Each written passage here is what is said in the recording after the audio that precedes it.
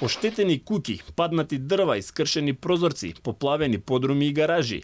Се санираат штетите кои ги предизвика невремето кое ги погоди Скопје и Тетово. Колкави се, допрва ќе се прават проценки од институциите. Црешово вчера беше едно од најпогодените места во невремето.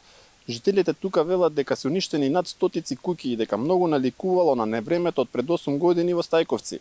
Тие сега бараат помош од надлежните. Еден од нив чија куќа беше меѓу пооштетените е Драги Стојчевски. Тој раскажува дека паѓал град со големина на орев. Поплавен и оштетен му е домот во кој живее заедно со неговата сопруга и деца. Околу 7 и нешто, 7 и 5 и 10 се стори еден облак. Дучиња дедо вика нешто црвено. Почна на капе ја бе во друга набавча преку улица. И почна ситни зрнца као рашчиња. Се обеле, листови, ореви, круши, јаболки. Значи не само кај мене, целото население во цело Црешево е попара направено.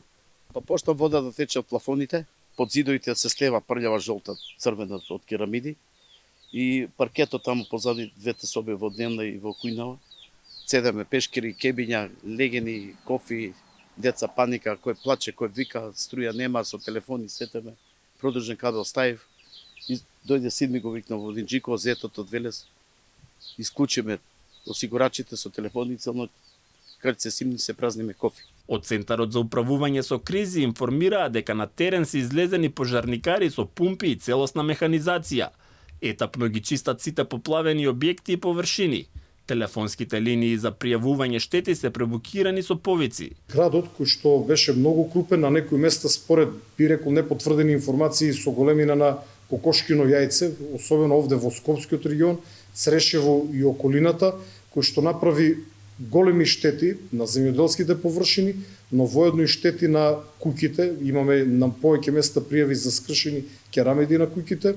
Пожарникарите од Тетово и од градот Скопје, но и другите јавни комунални предпријатија веднаш се зафатија со расчистување на последиците од невремето. Имавме зголемен број на повици на бројот 112, повеќе од 250 пријави на штети во Скопје и повеќе од 400 во Тетово, но се уште пристигнуваат пријави од граѓаните. Од општина Тетово велат дека интервенирале на повеќе локации во градот. Конкретно интервениравме на 43 објекти и на некои критични точки каде имаше големи акумулации на вода, со кои градската канализација не можеше да се справи и покрај тоа што овие канализации беа исчистени. Нашата единица интервенираше и во други општини кои гравитираат во низините на Полог. Во општина Јагуновци интервениравме во куќа во која 6 лица, 4 постари и 2 млади, останаа заробени поради количеството на вода што им влегло во куќата. Поради невремето голем дел од Тетово, како и околните населени места, останаа без електрична енергија. Според информациите од надлежните институции, полека се средува состојбата кои домакинствата кои што останаа без струја.